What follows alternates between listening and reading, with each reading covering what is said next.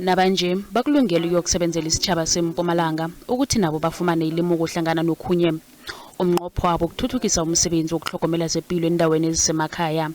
It's also a means for us to motivate the younger generations that are coming, further doctors, what is expected of us, what we can do to improve service delivery, shorten queues, people on the ground level, how do we move forward and help the people of this particular community and surrounding communities. Isifunda seMpumalanga njengezinye imfundo ezinendawo ezisemakhaya sinobudisi bokuthola abasebenzi bezepilo khulukhulu abodorhodere.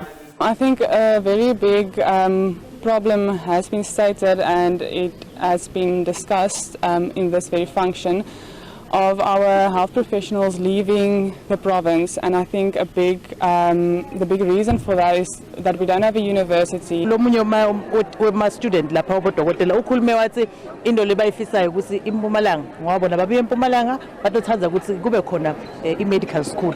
Siyathi ukuthi provincial government yethu leta ngipremier wethu make film municipal inama engagement ukuthi le university yethu lesinayo at least mhlambe one day nathi sibe ne medical school.